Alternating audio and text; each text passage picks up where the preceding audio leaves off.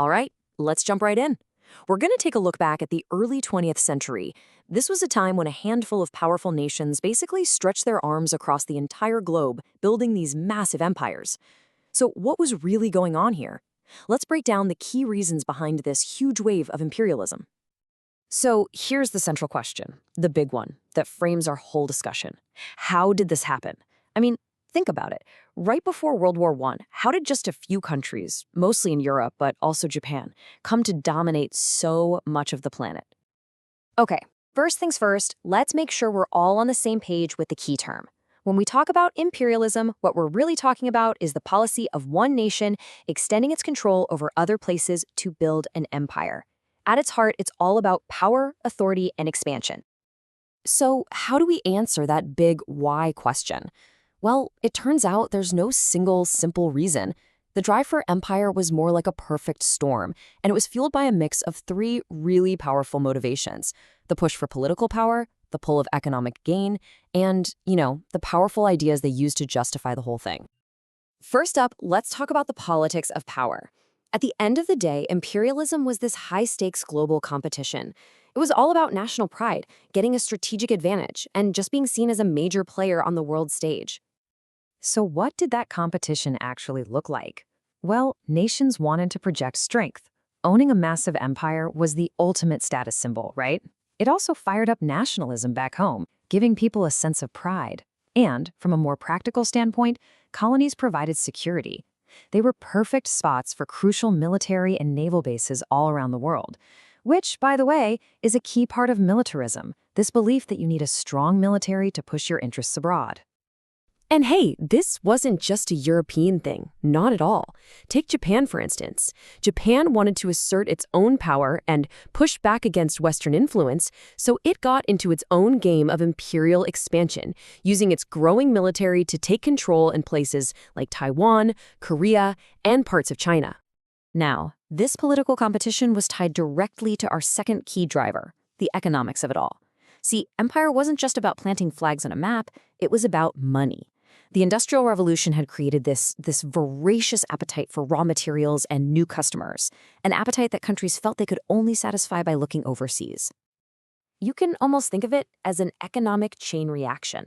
First, you've got all these new factories, and they desperately need a steady supply of raw materials, things like rubber, cotton, and oil that they just couldn't find enough of at home. Second, once you've made all this stuff, you need new places to sell it. Well, colonies provided a perfect captive audience of customers. And finally, for some countries with booming populations, these new territories were seen as a necessary release valve. A key tool for this economic dominance was something called the sphere of influence. This was a clever way to control a region's economy without having to go through a full-blown colonization. A foreign power would just claim exclusive trading rights and investment privileges, basically locking all its competitors out. We saw this used a lot by European powers and China. And this economic control, it had a lot of different faces. It was about controlling what people in the colonies bought and sold. It often involved exploiting local labor to get those valuable raw materials out of the ground. And ultimately, it was about forcing a so-called free market on people. A market that was almost always structured to benefit the imperial power's economy, not the local one. So you have the power grab, you have the money grab, but how did these empires justify it all? How did they rationalize their total dominance over other people? Well, they built this powerful story, a narrative that framed their conquest as some kind of noble, civilizing mission. Central to this whole story was the now infamous idea of the white man's burden. This phrase, which came from a poem, perfectly captured this belief that Westerners had a moral duty to bring their culture, their religion, and their technology to what they considered uncivilized parts of the world. This ideology had a few different layers.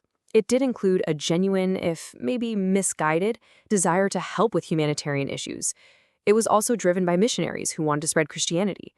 But tying it all together was this deep-seated paternalism, this belief that the imperial powers were like a father figure, making decisions for the good of colonial peoples, who they saw as children, unable to govern themselves. And this way of thinking got a supposedly scientific stamp of approval from something called social Darwinism. Now, this was a completely distorted and twisted application of Darwin's theory of evolution to human societies. It pushed this awful idea that some cultures and races were just naturally superior to others and that their domination was just, survival of the fittest in action. So we have our three main drivers: politics, economics, and ideology. But how did they actually fit together to create such a powerful global force? Well, the crucial point here is that these three pillars held each other up. They reinforced each other. The political drive for power and nationalism was fueled by the economic promise of new markets and resources. And the whole thing was justified by the social ideology of a civilizing mission and social Darwinism. You really can't pull them apart. A military base, that's politics, right? Well, it protected trade routes, which is economics. And that was all justified by the belief that you were bringing progress to a backward region, which is ideology. It was this powerful, self-perpetuating cycle of power, profit, and paternalism. And that leaves us with a final thought to chew on. These motivations, this quest for power and security, the search for resources and markets, the clash of cultural values and ideologies, they didn't just vanish in 1914. So the question for us is, how do you see these same forces playing out and shaping global relationships today?